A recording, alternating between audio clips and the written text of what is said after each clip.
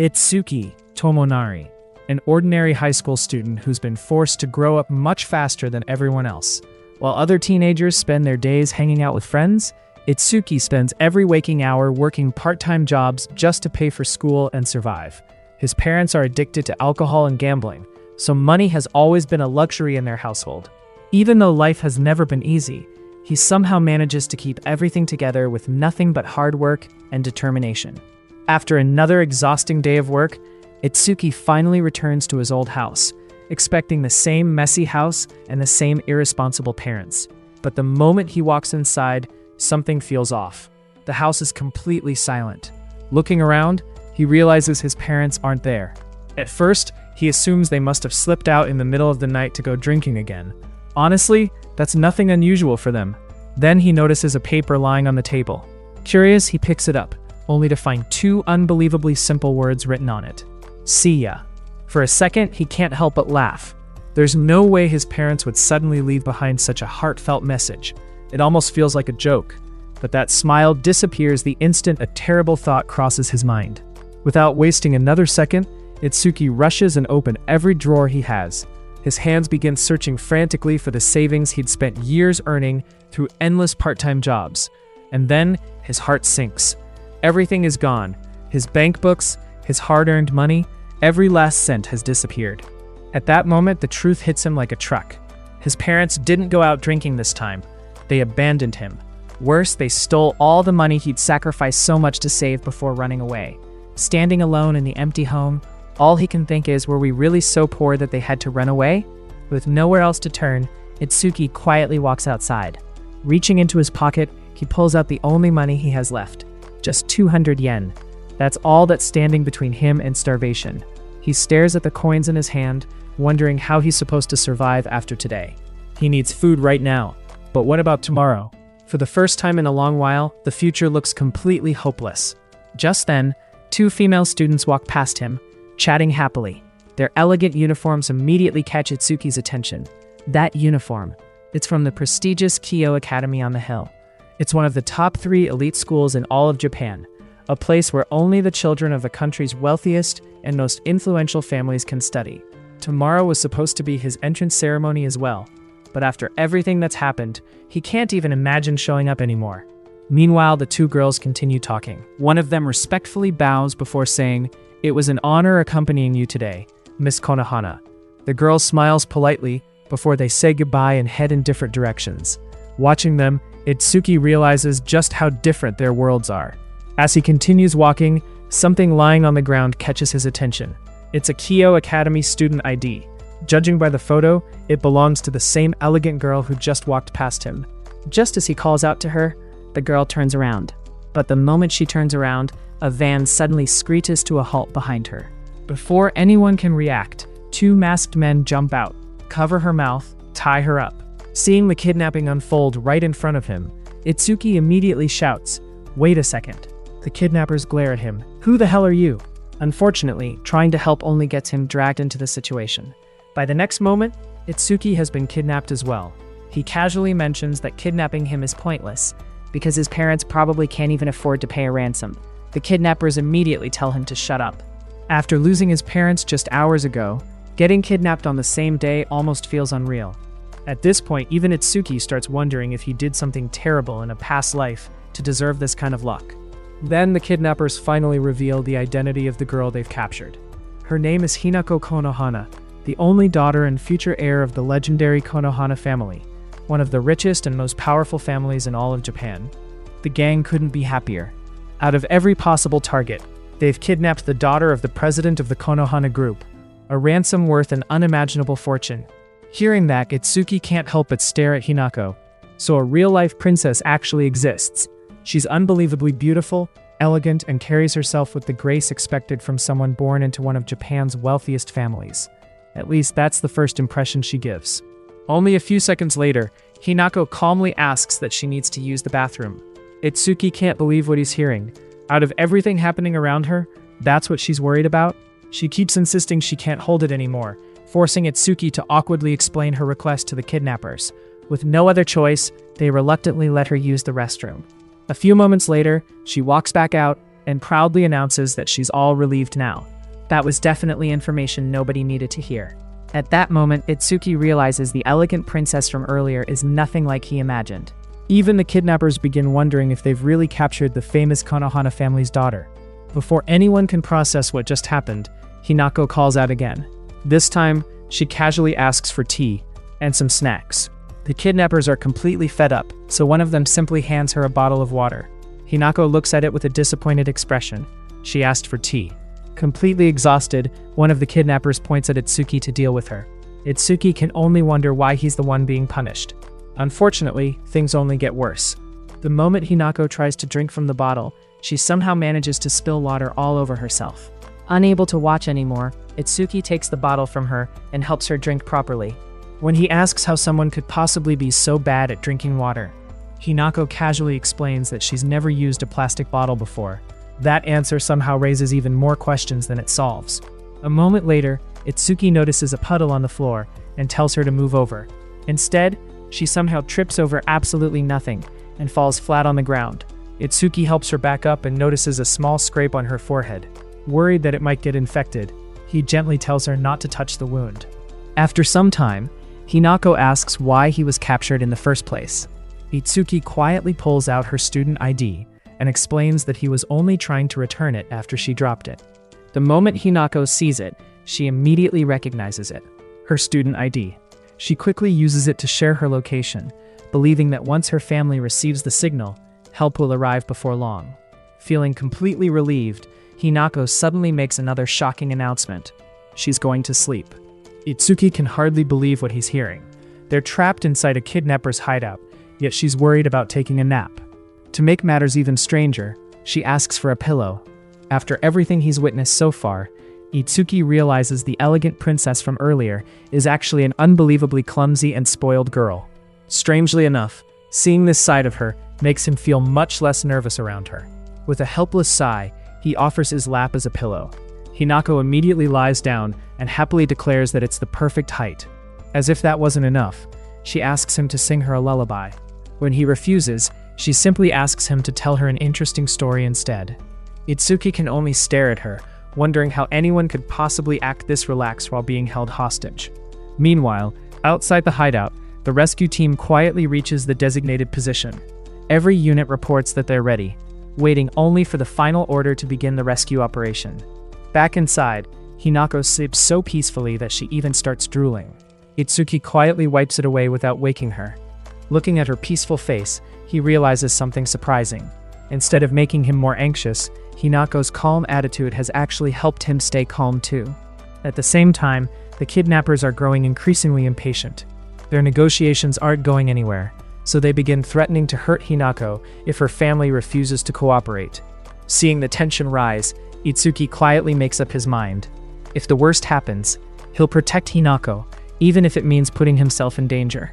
Surprised, Hinako asks why someone who barely knows her would go that far. Itsuki's answer is simple. Even though his own future seems completely hopeless, if he can still save someone else, then that's enough to keep him moving forward. Those words leave Hinako speechless. After staring at him for a moment, she softly tells him that he's a very kind person. She even says he smells like a blanket that's been dried under the warm sun, making Itsuki wonder whether that was supposed to be a compliment.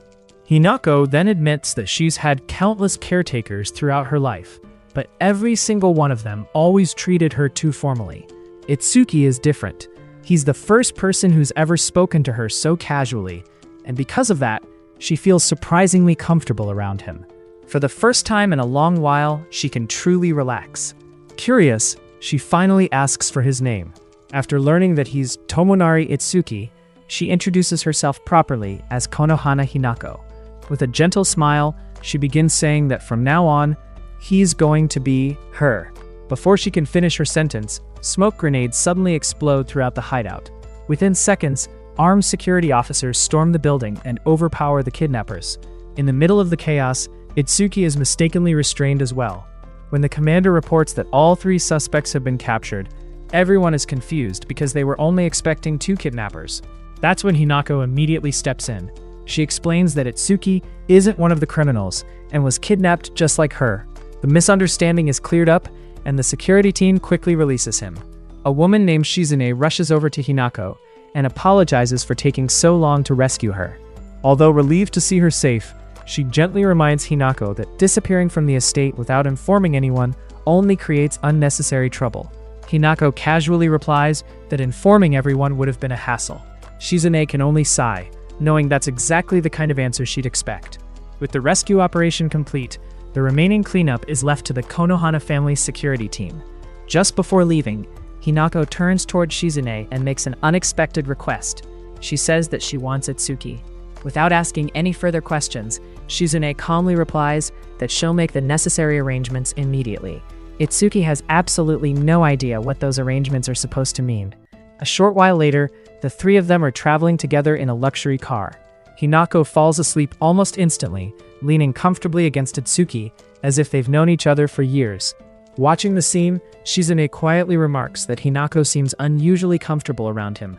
Itsuki, meanwhile, is far more concerned about where they're taking him. Shizune calmly explains that someone wishes to meet him. Then, without warning, she begins listing details from his personal life. His full name, his age, his family situation, even the fact that his parents stole all of his savings the previous night. Itsuki is completely stunned. He can't understand how they know so much about him. Shizune simply tells him never to underestimate the Konohana family's information network. She then reveals another harsh reality. Itsuki was supposed to begin his second year of high school the following day, but because his tuition hasn't been paid, he won't be able to return to school. On top of that, he's also fallen behind on his rent and utility bills. With nowhere left to go, Shizune presents him with an unexpected proposal. She asks whether he'd be interested in working for the young lady. At first, Itsuki assumes they're offering him a job as a maid, then quickly corrects himself and guesses they mean a butler. But Shizune tells him he's wrong on both counts. Before explaining anything else, she gives him one terrifying warning. If he ever lays a finger on the young lady, the Konohana family will make sure he never uses that hand again. Itsuki barely has time to react before Shizune tells him that his employer will explain the rest of the job later. Now, the car slowly comes to a stop. The door opens, and Itsuki is left completely speechless. Standing before him is an enormous mansion that looks more like a royal palace than a private home. As they walk towards the palace, rows of butlers and maids immediately bow together to welcome Hinako home. Shizune calmly explains that this magnificent estate is merely the Konohana family's secondary residence. Hearing that nearly breaks Itsuki's brain. If this is only their second home, then compared to it, his own house might as well be a doghouse. As they walk inside, Shizune reveals just how powerful the Konohana family really is. The Konohana group owns city banks, major trading companies, and countless other businesses across Japan. Together, the family's total assets are worth around 300 trillion yen, making them one of the wealthiest families in the entire country. As the only daughter and heir, Hinako spends most of her time living in this enormous estate. Itsuki can only look around in amazement. The gap between his world and hers is so overwhelming that it literally gives him goosebumps. Shizune simply tells him that if he accepts the job, he'll be seeing this place every single day. Still unable to process everything, Itsuki quietly follows her inside. Soon they arrive in an elegant room where a distinguished man is waiting for them. He introduces himself as Konohana Kagen, Hinako's father and the chairman of the Konohana group. After greeting Itsuki, Kagen notices that Hinako has already fallen asleep while standing beside him. Seeing that, he smiles. For Hinako to become this comfortable with someone she met only today is something he's never seen before. That's exactly why he believes Itsuki may be the caretaker she's been searching for. Confused, Itsuki asks what this caretaker job actually involves. Kagen replies that before explaining the job, Itsuki first needs to understand who Hinako really is. With a simple nod, Shizune plays a video. The footage first shows Hinako at Kyo Academy, elegant, graceful, polite, the image of the perfect young lady. But the moment she leaves the public eye, everything changes. Instead of the refined princess everyone admires, the real Hinako refuses to get out of bed, ignores her caretakers, and acts like a completely spoiled child. Itsuki watches in complete disbelief. The girl he met earlier wasn't acting strangely after all. That was simply her true personality. Kagen explains that Hinako can perfectly maintain the image of an ideal noble lady whenever other people are watching. However, once she's at home, she becomes hopelessly lazy and completely dependent on whoever is taking care of her. The previous caretaker couldn't handle the pressure. After developing a stress-induced stomach ulcer, she was hospitalized and eventually resigned from the job. That's why the role of a caretaker is so important. Their responsibility is to secretly support Hinako every single day while making sure her lazy and spoiled side is never exposed to the outside world. Only then does Kagen ask the question once again, would Itsuki be willing to become Hinako's caretaker? Itsuki hesitates for a moment, then asks the only question that matters to someone in his situation. How much does it pay? Kagen calmly explains that the job includes living at the estate, 3 meals every day, and a salary of 20,000 yen per day. Itsuki is completely stunned. Seeing his reaction, Kagen assumes the amount is too low and casually offers to increase it to 50,000 yen a day. Itsuki immediately panics and tells him that's far more money than he could ever imagine earning. For someone who was happy making only 8,000 yen a day, this offer feels almost unreal. However, Kagen reminds him that the responsibility is just as enormous as the salary.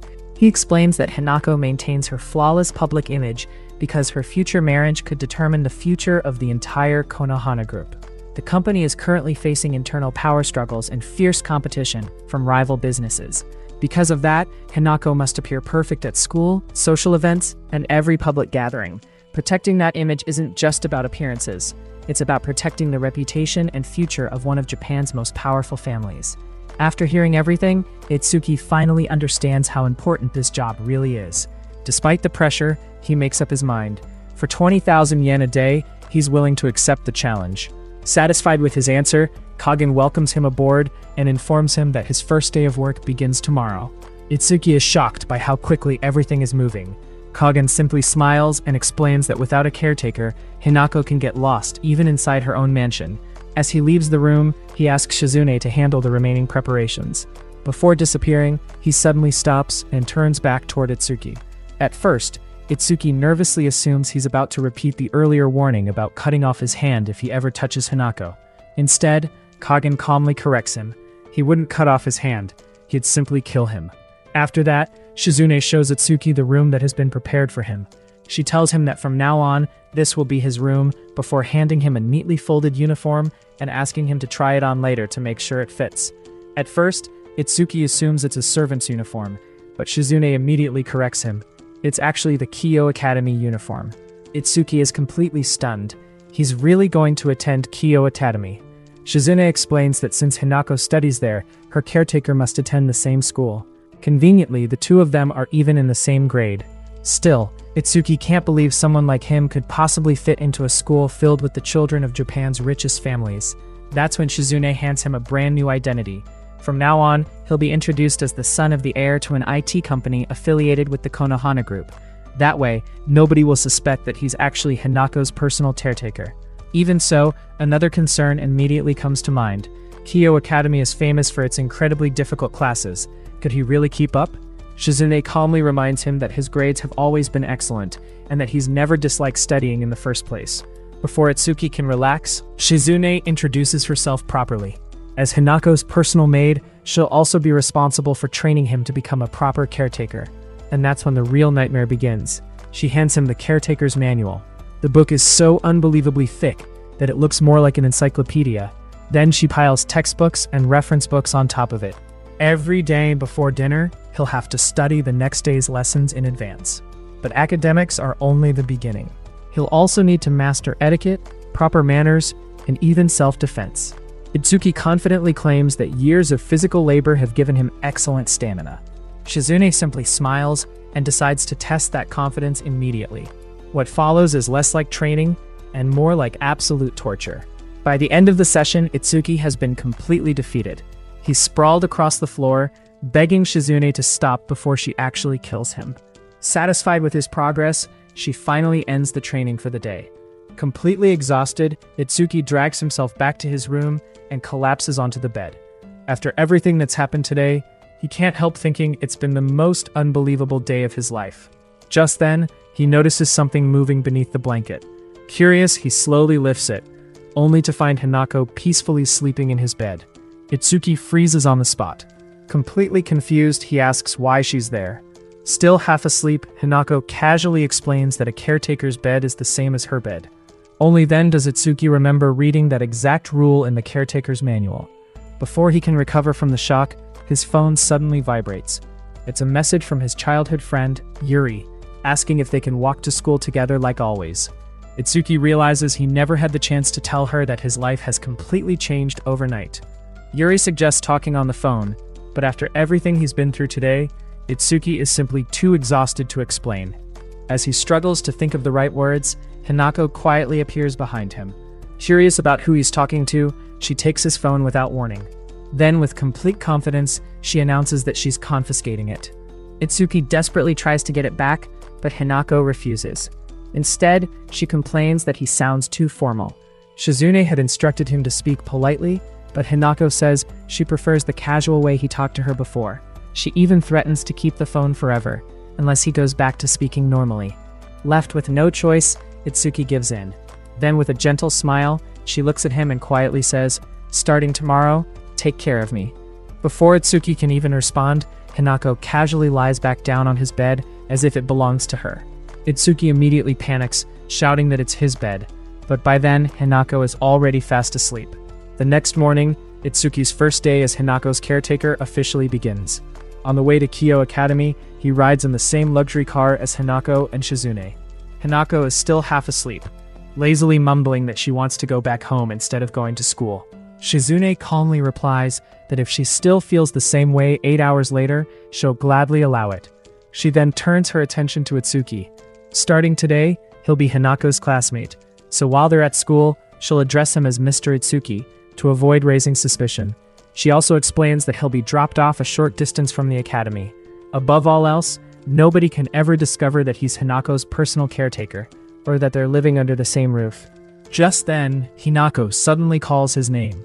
When he politely responds, she immediately points out that his way of speaking feels too formal. She asks Shizune to change it back to the casual way he talked before. Shizune reminds her that they need to set an example in public, but eventually compromises. Whenever they're alone or only Shizune is around, Itsuki is allowed to speak casually with Hinako.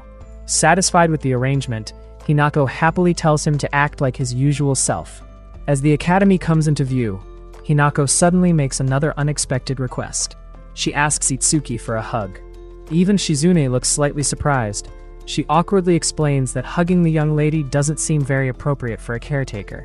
Completely ignoring his concern, Hinako simply says that he smells nice. Then, without changing her expression, Shizune jokingly asks whether she can smell him too, considering how generous his salary is. Itsuki can only beg both of them to spare him. A few moments later, the car stops a short distance away from the academy. Before he gets out, Shizune hands him a folded file. She tells him to use it if Hinako becomes too stubborn to listen. Itsuki quietly wonders just how difficult she's capable of being. Taking a deep breath, he looks toward the enormous campus standing before him. So this is Kyo Academy, one of the top 3 elite schools in Japan, a place attended by the sons and daughters of the nation's wealthiest and most influential families. Over the years, it has produced prime ministers, business leaders, and countless people who now stand at the top of Japanese society. The moment Hinako enters the school grounds, students immediately begin greeting her. Everyone admires her beauty, elegance, and flawless manners. Watching from nearby, Itsuki can't believe this is the same girl who was asking for a pillow during a kidnapping just yesterday. She truly becomes a completely different person in public. Noticing him staring, Hinako gracefully asks if something is wrong. Caught off guard, Itsuki quickly says it's nothing before following behind her. Their interaction doesn't go unnoticed. The surrounding students immediately begin wondering who this unfamiliar boy is, and why Miss Konohana seems to know him. Soon afterward, the scene shifts to the classroom. The teacher introduces him as the newest transfer student, and asks everyone to take good care of him before directing him to an empty seat. Unlike his old school, there isn't any loud applause or over-the-top welcome. Instead, the classroom feels calm and surprisingly relaxed. Itsuki barely has time to settle in before the first lesson begins. Today's topic is integration by substitution. The moment he sees the lesson on the board, he's completely stunned. This is the kind of math usually taught to third-year students, yet Kyo Academy is already covering it at the beginning of the second year. Just one class is enough to drain all of his energy. Curious, he glances over at Hinako. As expected, she's playing the role of the perfect young lady flawlessly. Several classmates gather around her with questions about the lesson, and she politely helps each of them without hesitation. Watching her in public, it's hard to believe she's the same girl who couldn't even drink from a plastic bottle the day before. Just then, a boy suddenly walks over to Itsuki. Pretending to act like a delinquent, he demands that the transfer student pay him a tribute for not greeting him first. Before Itsuki can react, a cheerful girl steps in and laughs, revealing that it was only a joke. The two introduce themselves as Taisho Katsuya and Asahi Karen. They immediately make Itsuki feel welcome. They explain that transfer students usually struggle because Kyo Academy's curriculum is far more difficult than most schools. Some students transfer from other elite academies, while others enroll because their families expect them to inherit the family business. Judging by Itsuki's profile, they assume he's from the latter group. Itsuki quickly realizes just how different this academy is. Apparently, being the son of an IT company owner is considered completely ordinary here. Katsuya and Karen explain that students with similar backgrounds usually help one another, so they offer to support him whenever he needs it. Their kindness genuinely surprises Itsuki, and he gratefully accepts. The conversation soon shifts to another topic. Curious, Katsuya asks about Itsuki's relationship with Hinako since they arrived at school together that morning. Caught off guard, Itsuki sticks to the cover story Shizune prepared. He explains that their parents know each other and that Hinako simply showed him the way to school. Nothing more. Katsuya jokingly asks whether they're secretly engaged. Itsuki immediately denies it. They then explain that Hinako is practically a celebrity at Kyo Academy. She's the academy's top student, admired for both her intelligence and elegance. Rumor even has it that during lunch breaks, she attends online business meetings related to the Konohana group. Later that afternoon, Itsuki heads to the quiet rooftop terrace where Hinako is already waiting for him. Unlike the crowded cafeteria, almost nobody comes here, allowing them to eat in peace. The moment Hinako opens her lunchbox, Itsuki is speechless. He's never seen such an extravagant homemade lunch before. Hinako casually mentions that the school cafeteria is even fancier, but she prefers bringing her own lunch because she can choose only the foods she likes. Itsuki soon discovers that the list of foods she dislikes is unbelievably long. Carrots, green peppers, shiitake mushrooms, pickled plums, tomatoes, and pumpkin. At that point, it's obvious that she simply hates vegetables. As they're eating, Hinako once again proves just how helpless she can be. She starts spilling food everywhere. Itsuki sighs before feeding her himself. A moment later, Hinako insists that it's his turn too. When he tastes the rolled omelet she offers, he's amazed by how delicious it is. Seeing his reaction makes Hinako genuinely happy. She proudly declares that as his master, it's her job to spoil him. Curious, Itsuki asks why every previous caretaker quit so quickly. Hinako casually answers that most of them lasted only 2 or 3 weeks. The longest one managed to survive just a single month. Itsuki can't believe it. From his perspective, living in a mansion, eating 3 meals a day, earning 20,000 yen daily, and having his tuition paid sounds like a dream job. Hearing that surprises Hinako. Money has never meant much to someone who grew up with unlimited wealth. Then after a brief pause, she quietly looks at him and asks him not to quit. Those simple words leave Itsuki speechless. Before he can respond, Hinako has already fallen asleep once again. Watching her peaceful face, Itsuki realizes something. Being around her somehow makes him feel strangely calm. Just then, his phone rings. It's Shizune. As promised, she's checking in during lunch to make sure everything is going smoothly. She asks whether Itsuki has managed to maintain his cover identity and whether he's made any friends yet. He tells her about Katsuya and Karen. Shizune immediately reveals who they really are. Karen's family owns J's Holdings, the company behind the famous J's Electronics chain, one of Japan's largest home appliance retailers. Itsuki is completely shocked. He thought she was one of the ordinary students. Then Shizune explains that Katsuya's family owns the famous Taisho Moving Company, one of the country's biggest transportation businesses. Itsuki can only laugh in disbelief. At Kyo Academy, even the students who call themselves ordinary turn out to be incredibly rich. The scene then shifts back to the classroom, where Hinako is calmly answering a difficult question on the board, earning the admiration of everyone watching. After this, Itsuki receives a phone call from Shizune. She informs him that Hinako has most likely dropped her wallet somewhere inside the academy. Surprisingly, the Konohana family has a tracking device hidden inside the wallet. The tracker on Hinako herself doesn't match the wallet's location, meaning the two are no longer together. Unfortunately, the signal only indicates that it's somewhere on the west side of the main building. Itsuki immediately guesses that it might have been left inside the girls' restroom. Shizune simply tells him to retrieve it. Itsuki is left wondering how exactly a boy is supposed to enter the girls' restroom without causing a huge misunderstanding. Before he can figure out a solution, someone suddenly speaks to him. The girl introduces herself as Tennoji Mirei, the only daughter of the chairman of the Tennoji group. Itsuki politely greets her, but his rather dull reaction immediately annoys Mirei. She can't believe someone at Kyo Academy has never heard of the Tennoji group. She proudly explains that her family's business began as a mining company, before expanding into Japan's largest non-ferrous metals manufacturer, major chemical companies, and countless other industries. According to her, the Tennoji group is powerful enough to rival even the Konohana group. The moment Itsuki reacts to the Konohana name, Mirei narrows her eyes. She openly admits that she can't stand Hinako. As long as Hinako remains the Academy's center of attention, Mirei feels like she'll always remain in her shadow. Itsuki wisely decides not to mention that the wallet actually belongs to Hinako. Instead, he simply says he's looking for someone else's lost wallet. By coincidence, Mirei has already found it. After handing it over, she starts lecturing Itsuki. She tells him that students at Kyo Academy are future leaders, not people who spend their lives running errands for others. She even corrects his posture, insisting that confidence begins with the way a person stands. Before leaving, she proudly tells him that if he ever needs anything, he only has to look for the girl with the golden hair. Curious, Itsuki innocently asks whether dyed hair is allowed at the academy. Mirei immediately takes offense, insisting that her magnificent golden hair is completely natural. Itsuki apologizes as fast as possible, even though he's still convinced it's dyed. The scene then shifts to the class again. After classes end, Katsuya and Karen invite Itsuki to a welcome party. Although he'd love to go, he has to decline because he's been ordered to return to the mansion immediately after school. His classmates understand and promise they'll celebrate another day instead. On his way, Itsuki finds Hinako quietly feeding the fish by a pond. Ironically, the girl who spent the entire morning saying she wanted to go home now refuses to leave school. When Itsuki asks why, Hinako explains that once she returns to the mansion, her schedule becomes packed with lessons and training.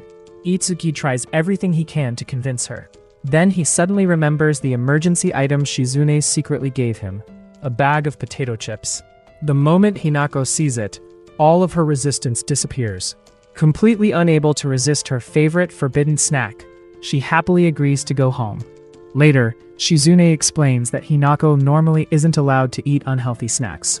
Even being one of Japan's richest young ladies comes with strict rules. Back at the mansion, Itsuki quickly realizes that school was only half of his job. The evening is filled with studying the next day's lessons, etiquette training, and intense self-defense practice. By the end of the session, he's completely exhausted and collapses to the floor, convinced that he's about to die. Shizune, however, praises him for learning much faster than expected. Curious, Itsuki finally asks why none of Hinako's previous caretakers lasted longer than a month. Shizune explains that every caretaker before him had been personally selected by the Konohana family. Because they all treated Hinako with excessive formality, none of them ever earned her trust. Itsuki is the first outsider they've ever hired. For the Konohana family, trusting him is just as much of a gamble as accepting the job was for him. As Itsuki begins wondering whether he's really capable of doing this, Hinako suddenly appears. The first thing she says is that he smells sweaty. Considering he just finished training, Itsuki can only agree. He mentions that he's about to take a bath. Hinako immediately tells him to come with her. Before he can refuse, she's already leading him into her room. Even her bedroom is larger than most people's houses. Then she shows him the bathroom. Itsuki is stunned all over again. The bathroom alone is practically the size of a swimming pool. Then Hinako casually announces that they're taking a bath together. Itsuki nearly has a heart attack. To his surprise, swimsuits have already been prepared for both of them. Desperately trying to distract himself, Itsuki starts reading the profile book Shizune gave him, memorizing information about his classmates' families. While he's studying, he asks Hinako whether she has any real friends at school. The students surrounding her aren't friends. They're simply people attracted by her status. Then Hinako softly admits that as long as Itsuki is by her side, she doesn't need anyone else. Those words catch him completely off guard. A moment later, she asks him to wash her hair. Although he complains, he eventually gives in after remembering that's exactly what a caretaker is supposed to do. Curious, Itsuki asks why she chose him.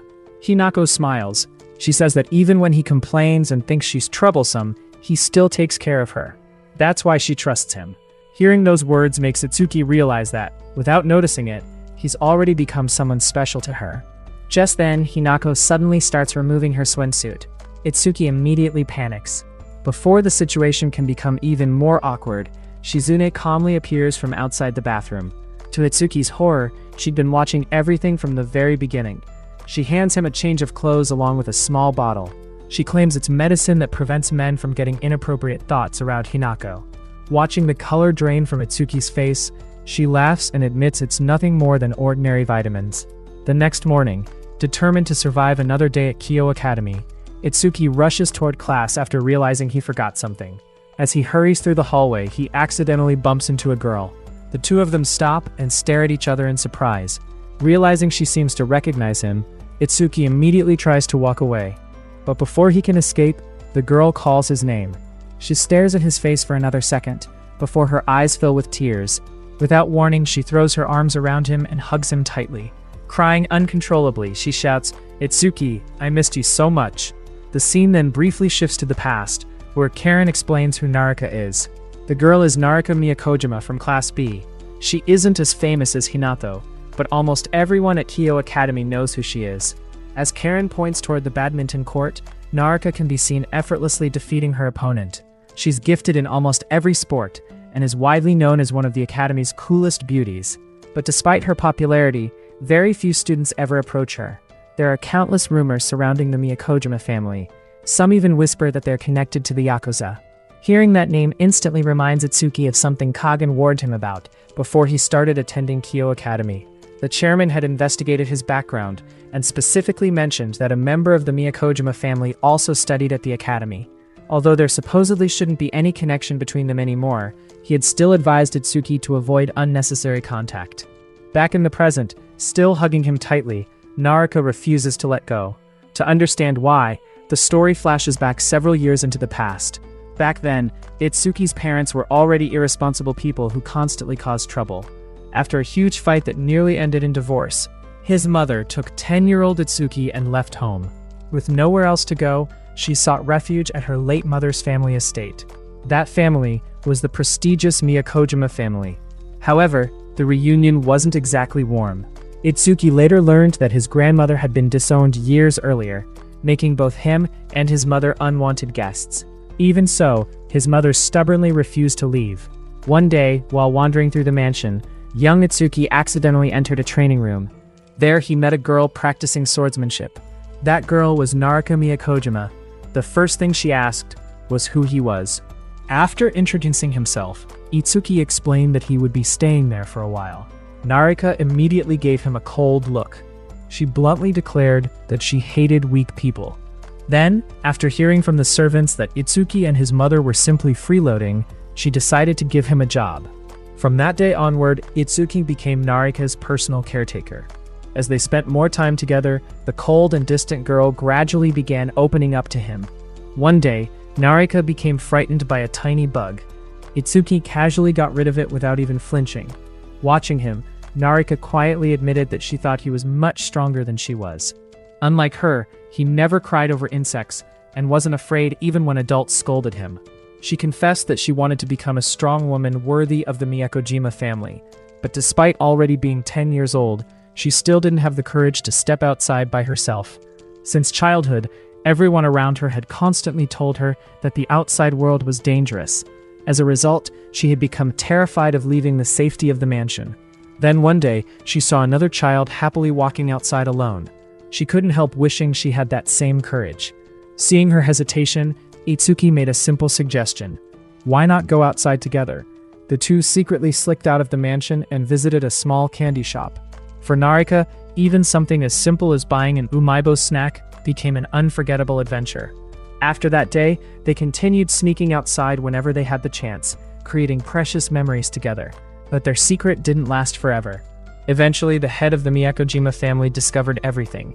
Furious that someone had taken Lady Narika outside without permission, he blamed Itsuki and his mother for putting her in danger. As punishment, the two of them were thrown out of the Miyakojima estate. The story then returns to the present. Narika is still holding onto Itsuki, unable to stop crying.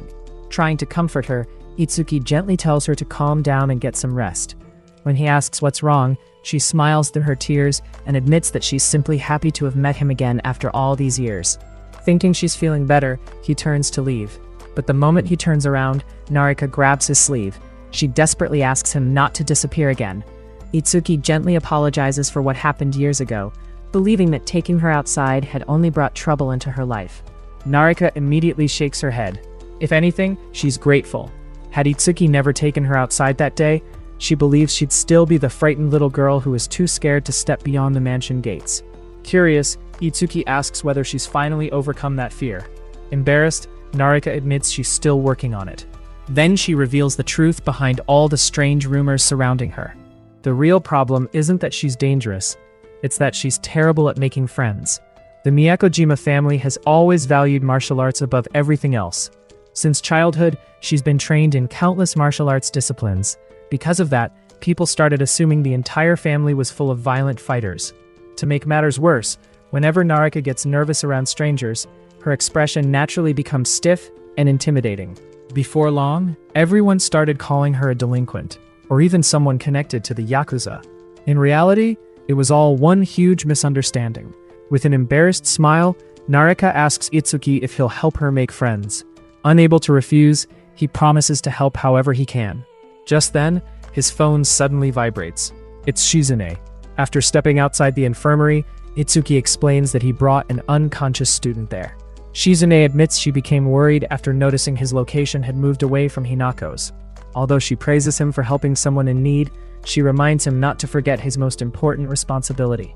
Above everything else, he's Hinako's caretaker. After ending the call, Itsuki returns to the room. Narika quietly asks why he's attending Kyo Academy. Itsuki simply smiles and says it's a long story. He starts leaving once again. Panicking, Narika asks whether he's going to disappear from her life a second time. Itsuki reassures her that they'll definitely meet again. Before he leaves, Narika shyly makes one final request. She asks him to pat her head, just like he used to when they were children. Smiling nostalgically, Itsuki gently pats her head. Narika closes her eyes, saying that comforting feeling hasn't changed at all. Itsuki apologizes once more for suddenly disappearing years ago. Narika softly tells him that none of that matters anymore. The only thing that matters is that they finally reunited. At that exact moment, the infirmary door suddenly opens. Standing there is Hinako. She quietly asks the obvious question. What exactly are they doing? Itsuki quickly explains that Narika collapsed in the hallway, so he simply brought her to the infirmary. Still, Hinako points out that it looked like he was gently patting Narika's head. Narika immediately explains that she and Itsuki have known each other since they were 10 years old. Back then, Itsuki even lived at the Miyakojima estate for a short time and acted as her caretaker. To Narika, he was someone incredibly important. She happily invites Itsuki to visit her home again someday, so they can return to the way things used to be. Before Itsuki can answer, Hinako suddenly steps forward. She calmly declares that it's impossible. Tomonari works at her house now. Itsuki immediately panics. Their living arrangement was supposed to remain a secret. Narika looks back and forth between them in complete confusion. When Itsuki awkwardly explains that he's currently Hinako's caretaker, Narika puffs out her cheeks in frustration. She complains that it's completely unfair. After all, she knew Itsuki first. Hinako calmly responds that the past doesn't matter. Right now, Tomonari belongs at her house. The atmosphere instantly becomes awkward. Not wanting to make things worse, Hinako points out that Narika seems perfectly healthy now, and suggests that Itsuki return to class. Itsuki reluctantly agrees, and they leave together. As they walk through the hallway, Itsuki quietly apologizes to Narika in his heart. Right now, his responsibilities lie elsewhere. A few moments later, Itsuki realizes something. Hinako was never actually sick. She intentionally left class just to find him. When he points that out, Hinako casually admits it's true. Since she'd get lost by herself, she simply told the staff she wasn't feeling well, so someone would escort her close enough to the infirmary. Itsuki sighs before asking why she revealed that he was her caretaker, despite promising to keep it secret. Hinako simply says she thought it was important to make things clear. For a brief moment, Itsuki wonders, could she actually be jealous? He immediately dismisses the thought. There's no way that could be true, right? Then Hinako quietly asks him a simple question. Whose caretaker is he? Itsuki smiles and answers honestly. Right now, he's Hinako's caretaker. Satisfied with that answer, Hinako happily says that's all she wanted to hear. She then jokes that they'll probably get scolded by Shizune together. Itsuki can only sigh, wondering if this incident is serious enough to get him fired. On the ride back, Itsuki nervously asks Shizune whether he's about to lose his job. To his surprise, she calmly shakes her head. From everything she's heard, Hinako shares part of the responsibility for what happened. Besides, the Konohana family had already investigated Itsuki's background before hiring him. They already knew Narika Miyakojima was technically related to him. The only thing they failed to uncover was that the two had actually grown up together. Shizune admits that was an oversight on their part. She then glances toward the back seat. Hinako has been clinging to Itsuki like a koala the entire ride home. Shizune quietly asks if something is wrong. Hinako simply looks away and mumbles that she doesn't know. A few seconds later, she turns toward Itsuki. "Pat my head." Without saying another word, Itsuki gently pats her head, just like he had done for Narika. The story then shifts to a tea party that brings together an unexpected group of students. Sitting around the same table are Hinako, Narika, Mirei, Karen, Katsuya, and Itsuki. Looking at everyone gathered together, Itsuki can't help but think this is the very first tea party of his life. And somehow, he's surrounded by the academy's most famous students. Mirei is the first to greet him. She congratulates him on transferring to Kyo Academy and says she's looking forward to seeing what he accomplishes there. Itsuki awkwardly thanks her, still wondering how everything escalated this quickly. The story then flashes back to earlier that morning. Before classes began, Katsuya and Karen approached Itsuki with another invitation. Since he couldn't attend the welcome party on his first day, they decided to hold it after school instead. They even encouraged him to invite anyone else he'd like to bring. That immediately gave Itsuki an idea. During lunch break, he mentioned the tea party to Hinako. The moment she heard he was going, she immediately announced that she was coming too. Itsuki reminded her that she'd need Shizune's permission first. Hinako simply called her on the spot. After hearing that Itsuki would also be attending, Shizune approved the request without hesitation. For Hinako, if Itsuki was there, that was reason enough to go. Remembering Narika's wish to make friends, Itsuki decided to invite her as well. When he found her after class, she was still pretending to be angry about yesterday. She dramatically called him a traitor for becoming someone else's caretaker instead of returning to the Miyakojima family. The moment she realized what she'd just admitted, she became completely flustered and begged Itsuki to pretend he hadn't heard any of it. Itsuki simply smiled before changing the subject. He invited her to join everyone for tea after school. She excitedly admitted that she'd always dreamed of being invited to a tea party. The only thing worrying her was whether everyone else would actually be comfortable having her there. Itsuki reassured her that everything would be fine. Probably. Narika immediately questioned that answer. Laughing awkwardly, Itsuki quickly corrected himself. Definitely. On his way back to class, Itsuki once again ran into Mirei. The moment she saw him, she asked whether he had joined Hinako's faction. Confused, Itsuki wondered if she meant some kind of fan club. Mirei immediately denied disliking Hinako. In fact, she openly acknowledged Hinako's intelligence and beauty. Of course, she somehow managed to compliment herself at the exact same time. According to Mirei, the real problem was that Hinako attracted far too much attention. Itsuki casually mentioned that everyone was gathering for tea after school. Without missing a beat, Mirei decided she would attend as well. And just like that, the tea party gained another unexpected guest. Back in the present, looking around at the unbelievable group sitting together, Katsuya can't help laughing. How did a transfer student who'd only been at the academy for 3 days become friends with so many extraordinary people? Itsuki can only smile awkwardly and admit that everything just sort of happened.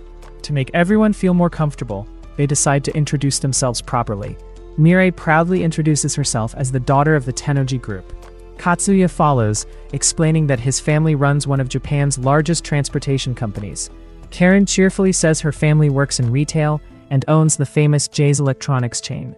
Hinako gracefully introduces herself, as if she's attending a formal social gathering. When it's Narika's turn, however, she immediately becomes nervous. She stumbles over her words while introducing herself, making it obvious that talking to new people is still difficult for her. Finally, Itsuki introduces himself as the son of an IT company owner, sticking perfectly to the cover identity Shizune prepared. Noticing everyone acting a little too formally around her, Mirai immediately tells them there's no need to worry about her family background. She'd rather everyone speak normally. Itsuki then encourages Naraka to relax as well. Gathering her courage, Naraka explains that she and Itsuki have known each other ever since they were 10 years old. That's why he'd invited her to today's tea party. Seeing everyone's curiosity, Itsuki finally clears up the misunderstanding surrounding Naraka. Despite all the rumors, she's not scary at all. She simply spent most of her childhood locked inside her family's estate and never learned how to interact with other people. Everything people say about her being violent or connected to the Yakuza is completely false. Karen is genuinely surprised. She points out that the Miyakojima family is actually famous for owning a major sporting goods company. At Kyo Academy, almost everyone knows who they are. After that, the atmosphere becomes much more relaxed. Karen asks Naraka what she usually does in her free time. Naraka casually answers that she spends most of her days training in the family dojo. Everyone is impressed by her dedication. Kazuya then asks Hinako whether she spends all of her time studying. Hinako calmly replies that she also takes breaks, mostly to eat sweets. Curious, Kazuya asks what kind of sweets she likes. Maintaining her elegant image, Hinako gracefully answers, scones over potato chips. Itsuki can't help smiling at the contrast between her perfect public image and her true personality. Throughout the tea party, Mirai teaches Itsuki proper tea etiquette, reminding him to bring the cup closer to his mouth so he looks more refined. The conversation eventually shifts toward ordinary high schools. Since Itsuki only transferred recently, everyone becomes curious about what life is like outside Kyo Academy. Trying to think of something interesting, Itsuki brings up the famous 3-second rule. To demonstrate it, he explains that if food falls on the ground, it's supposedly still safe to eat as long as it's picked up within 3 seconds. Then Hinako calmly drops a snack onto the table and tries copying what he described. Looking around the table, Itsuki smiles to himself. At first, he'd been worried that gathering students from such different backgrounds would only create an awkward atmosphere. Instead, everyone ended up relaxing, laughing together, and genuinely enjoying themselves. Before long, the tea party comes to an end. As everyone walks toward the school dates, Katsuya and Karen thank Itsuki for organizing such a fun gathering. They promise they'll definitely hold another tea party together someday. Even Mirai admits that having tea privately with Hinako was surprisingly enjoyable. Before leaving, she compliments Itsuki as well. She noticed he'd kept his back perfectly straight throughout the gathering. According to her, he looked much more dignified that way. Itsuki awkwardly thanks her for the compliment. A little later, Naraka prepares to leave. Normally she'd be picked up by her family's car, but traffic has delayed its arrival, so she decides to walk toward the meeting point instead. Itsuki immediately offers to accompany her. After getting Shizune's permission, the two begin walking together. Once they're alone, Naraka lets out a huge sigh of relief. She admits that she can finally relax. Itsuki points out that she handled the tea party much better than she expected. Naraka quietly shakes her head. She only managed because everyone helped her, especially Itsuki. She thanks him from the bottom of her heart. Without him, she believes she'd have remained lonely until the day she graduated. Itsuki laughs and tells her she's exaggerating. He only gave her a tiny push in the right direction. But Naraka knows herself better than anyone. To her, today's tea party will become one of the most important memories of her life. Looking at him with a gentle smile, she quietly says that he'll always be her hero. Itsuki awkwardly laughs at being called something so grand, but Naraka suddenly pouts. She complains that everything feels unfair. After finally being reunited, Itsuki ended up living at Hinako's house instead of hers. When she asks when his caretaker training will finally be over, Itsuki honestly admits he doesn't know. Naraka then makes a simple request. When everything is over, she wants him to visit the Miyakojima estate. Itsuki promises he'll come if he can. Naraka immediately narrows her eyes. To her, that sounds suspiciously like a polite excuse. Later that evening at the mansion, after dinner, Itsuki thanks Shizune for the meal.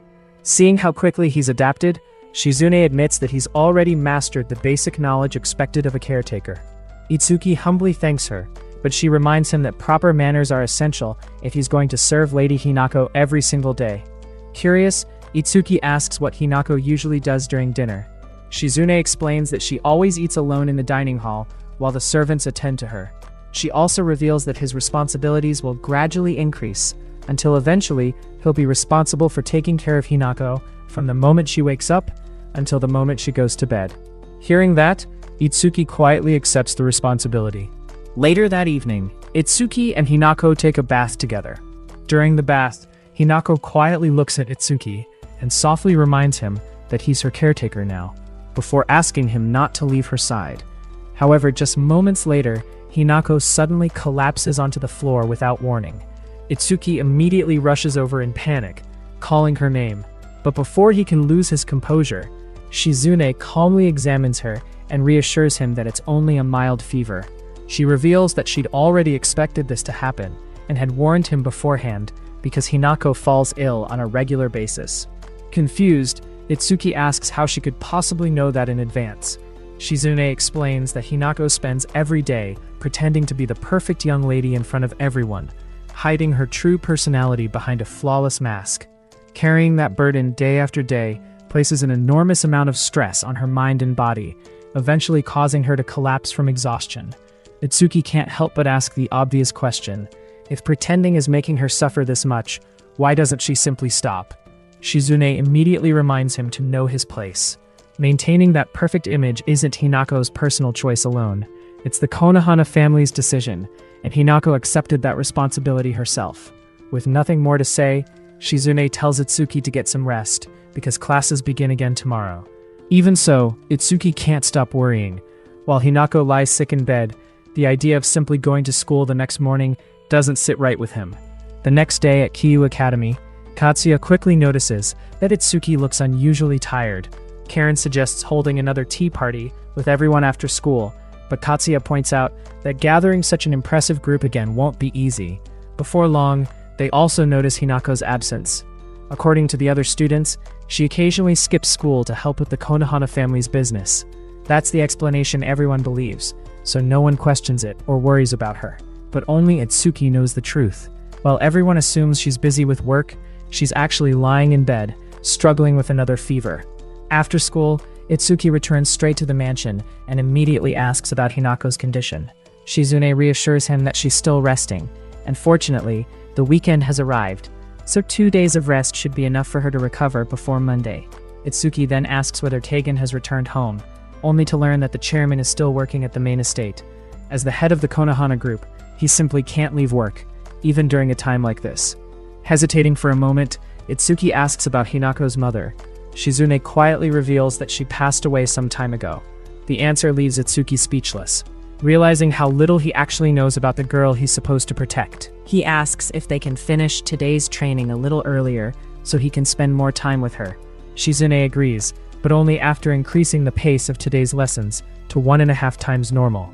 Determined to become someone Hinako can truly rely on, Itsuki accepts without hesitation. Later, he quietly enters Hinako's room. She slowly opens her eyes and thanks him for coming. Itsuki gently reassures her that there's no need to thank him. As her caretaker, it's his job to stay by her side whenever she needs him.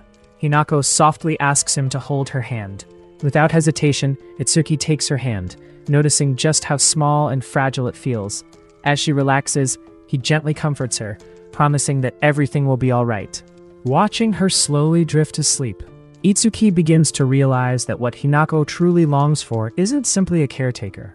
It's someone who can stay beside her like family. Not long afterward, Shizune quietly enters the room and confirms that Hinako has finally fallen asleep. She then tells Itsuki there's something important he needs to know.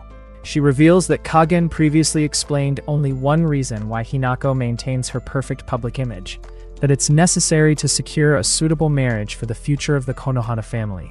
But according to Shizune, that isn't the real reason. The marriage is only the second reason. The real reason is far more important. She explains that the Konohana family already has an older son named Takuma Konohana. Although Takuma is the rightful heir, Kagen has doubts about whether he's capable of leading the massive Konohana group.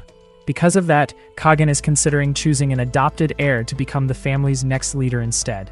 If that happens, Hinako will be expected to stand beside him and help lead the Konohana group.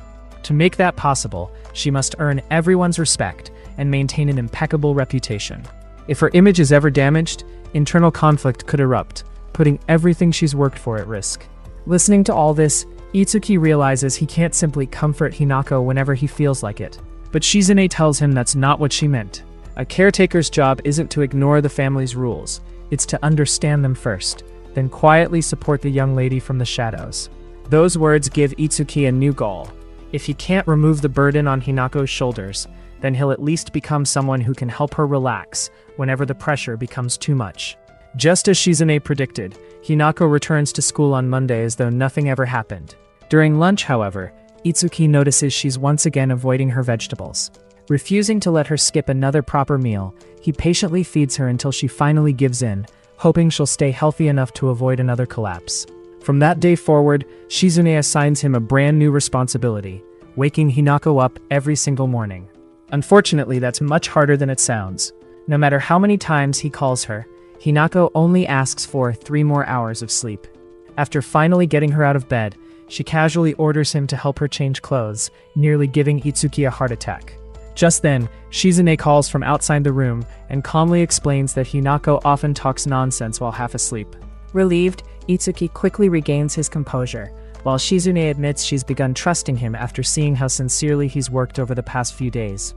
Before long, another challenge appears. Midterm exams are approaching.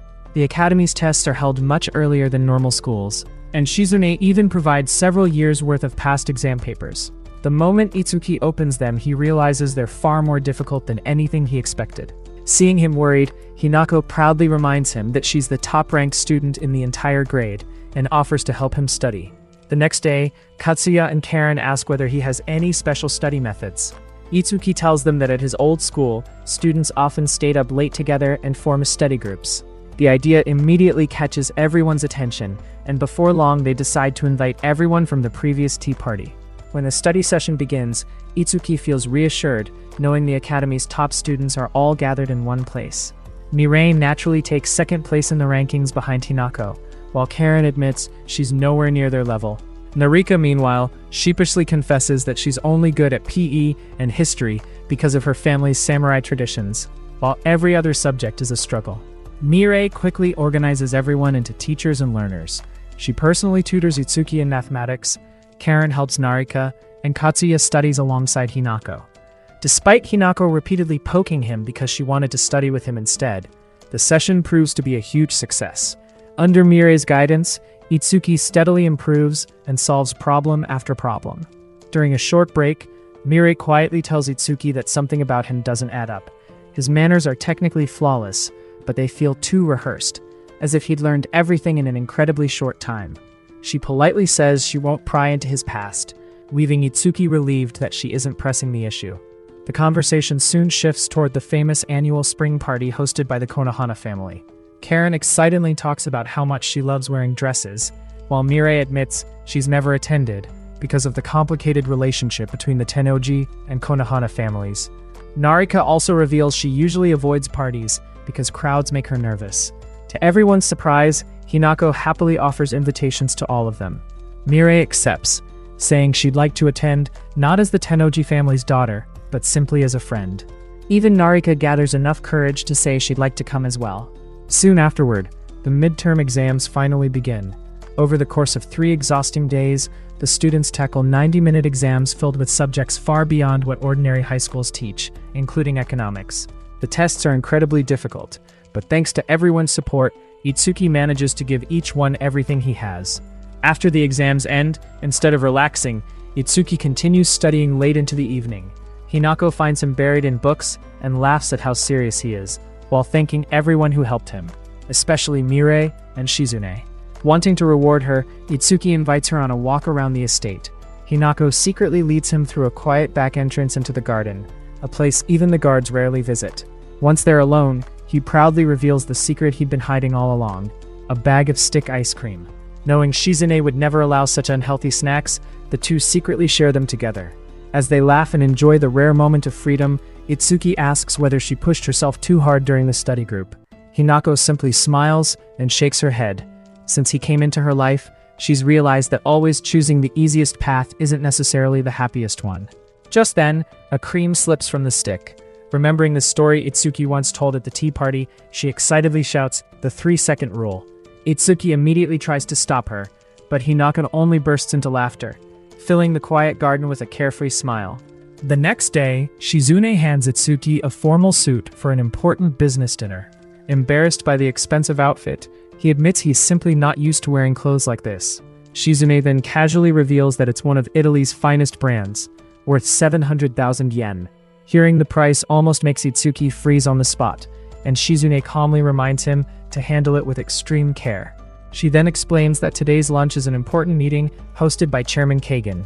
Hinako will be attending alongside him, while Itsuki and Shizune will observe from a distance, so he can learn how high society conducts itself. Before they leave, Shizune reminds him that Hinako has been attending business dinners since she was only 7 years old. She warns him not to make even the smallest mistake. Upon arriving at the elegant villa, Hinako is asked to greet the guests at the reception, while Itsuki and Shizune wait on the open terrace. Before walking away, Hinako turns toward Itsuki and quietly tells him she's about to meet a strange old man. Itsuki immediately corrects her, saying that saying it like that makes it sound incredibly suspicious. Hinako simply smiles before promising she'll do her best. Itsuki encourages her from afar, telling her they'll relax together once they return home. Hearing that instantly brightens her mood, as she happily says she wants to eat ice cream again, forcing Itsuki to quickly remind her not to mention things like that during the dinner. Inside the hall, Kagan warmly welcomes the guests before introducing Hinako. One of the businessmen immediately recognizes her, remembering the little girl he met years ago at a cherry blossom viewing party. To his surprise, Hinako not only remembers the occasion perfectly, but greets him with flawless manners, leaving everyone impressed by how gracefully she has grown. Watching from a distance, Itsuki quietly comments on how effortless everyone's etiquette looks. Shizune explains that true manners are never flashy. They should feel completely natural while quietly expressing respect. In the world of business, trust isn't built through words alone, it's built through behavior. That's why breaking proper etiquette is considered a serious sign of disrespect. As lunch continues, the guests begin praising Hinako's elegance and reputation as the Academy's perfect young lady.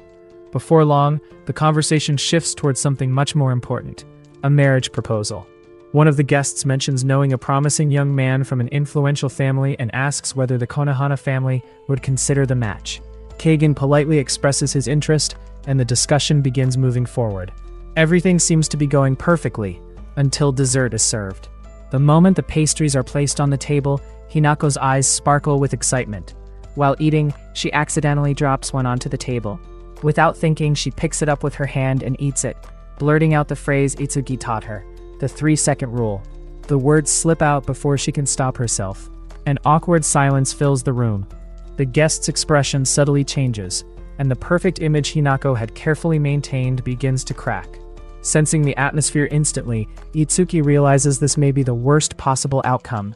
Although the lunch ends politely, the guest privately asks Kagan to forget the marriage discussion entirely, explaining that his own reputation is also on the line.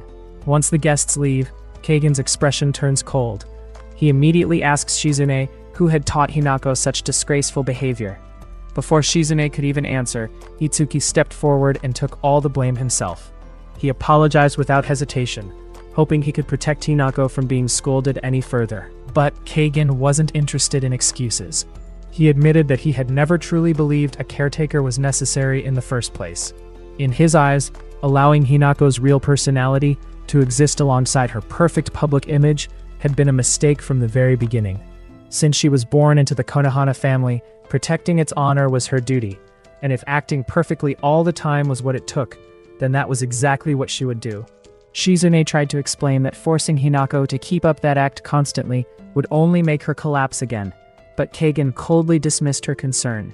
He ordered her to fix the problem, no matter what it took. Hearing those words, Itsuki couldn't stay silent anymore. He argued that if they continued like this, the real Hinako would disappear completely. But Kagan simply shook his head. Surprisingly, he didn't blame Itsuki. Instead, he blamed himself for believing Itsuki wouldn't have much influence on Hinako, and he blamed Hinako for becoming attached to him so easily. Then came the words Itsuki never wanted to hear. Kagan instructed Shizune to pay him his wages, because from that very moment, Hinako no longer needed a caretaker. His job was over. Itsuki stood there in disbelief. Just a few hours ago, he was living what felt like a dream. Now he was being told to pack his belongings immediately, leave the mansion, and even withdraw from the academy. Walking away from the estate, he couldn't stop thinking that maybe it would have been better if none of it had ever happened. At least then Hinako wouldn't have suffered because of him. Meanwhile, Hinako had no idea what had happened.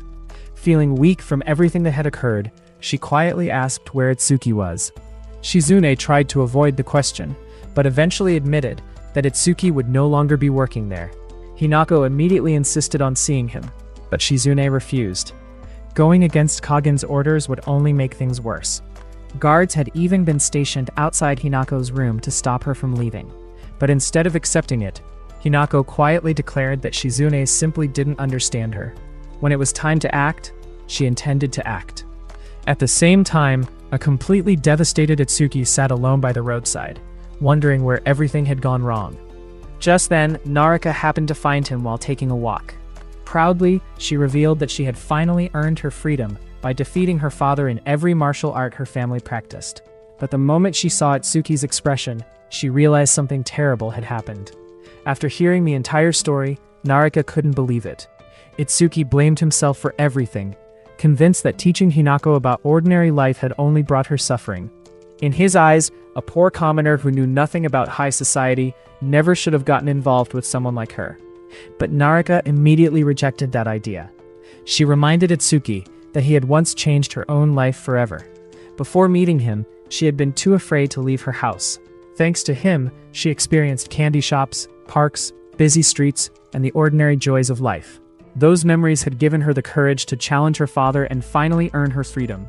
To Itsuki, those moments had seemed completely ordinary, but to Naraka, they had become priceless memories she would never forget. Her words finally reached him. Itsuki realized that maybe the little things he did weren't so insignificant after all. If they had changed Naraka's world, then perhaps they had also changed Hinako's. Regaining his determination, he thanked Naraka, stood up, and announced that he was going back to the Konohana family to speak with them directly. As he ran off, Naraka suddenly realized what she had just done. She had practically sent him straight into enemy territory, leaving her wondering what kind of relationship really existed between Itsuki and Hinako. Without slowing down for even a second, Itsuki sprinted toward the mansion. He remembered the promise he had made to Hinako, that he would always stay by her side and support her no matter what. If her own family couldn't be there for her, then he would. Reaching the front gate, the servants immediately blocked his path and demanded to know why he had returned. Itsuki politely begged them to let him inside, but they refused, saying that without permission he wasn't allowed to enter. The moment they tried to stop him, however, his body moved instinctively. Thanks to all the brutal self-defense training Shizune had forced him through, he effortlessly countered both servants and knocked them to the ground before they even realized what had happened. Even Itsuki was surprised by his own movements. Without slowing down, he climbed over the massive gate and jumped into the estate. The entire mansion was thrown into chaos. Guards and servants immediately sounded the alarm, shouting that an intruder had entered the property. Everyone rushed to search the mansion, while Itsuki quietly thanked Hinako in his heart. If not for everything she and Shizune had put him through, he never would have made it this far. Slipping through the confusion, he sneaked in through the back entrance. But before long, another group of servants spotted him and charged. Once again, his training kicked in automatically. One after another, they were taken down with clean, precise movements. As he caught his breath, Itsuki couldn't help smiling. All those painful days of training with Shizune had finally paid off. Remembering that Keijin's office was located at the far end of the top floor, Itsuki rushed upstairs. But as he looked out a nearby window, he froze. Hanging outside the mansion was Hinako herself, desperately trying to escape using a rope made from tied bedsheets. Before he could process what he was seeing, Hinako lost her grip. She fell from the first floor, but Itsuki reacted instantly, diving forward and catching her safely in his arms. Instead of panicking, Hinako simply says, "Nice catch." Itsuki can't believe what just happened. He immediately asks what she was thinking, only for Hinako to casually answer that she wanted to see him. She then announces that she has a proposal. Before she can explain, the servants find them again. Realizing they have no choice, Itsuki runs through the mansion with Hinako in his arms. As he runs, he can't believe he's become a kidnapper. After hiding successfully, Hinako finally explained her idea. She wanted to become a hostage so that Itsuki could force Keijin to listen. Itsuki immediately rejected the plan, pointing out that it was blackmail, not persuasion. Even if it worked, it wouldn't solve the real problem. Instead, he promised he would convince Kajin properly. As they headed toward Kajin's office, Shizune suddenly appeared, with dozens of servants surrounding them. Calmly looking at Itsuki, she admitted she had forgotten to tell him something. He possessed remarkable talent for the Goshin arts, and his improvement over such a short time had been extraordinary. Itsuki replied that if she was going to compliment him, she could at least step aside. Unfortunately, Shizune refused. Before anyone else could speak, Hinako stepped forward. She declared that from now on, she would devote herself completely to her perfect public act. She would never stop pretending again if that was what everyone wanted. Hearing those words, Itsuki immediately stopped her. He didn't want her to force herself anymore. More than anything, he wanted to become the one person she never had to pretend around. He wanted to protect the real Hinako, not the perfect young lady everyone else admired. Those heartfelt words finally reached her, and with a gentle smile, Hinako replied that she believed in him. Just then, Shizune interrupted the emotional moment. Surprisingly, she assured Itsuki that things wouldn't end the way he imagined. She then received a call from Kagin, who summoned her to his office. Asking them to wait a little longer, she headed there immediately. Inside Kagin's office, Shizune presented the replies to the invitations for the upcoming Konohana social party. Kagin immediately noticed several unexpected names and demanded an explanation.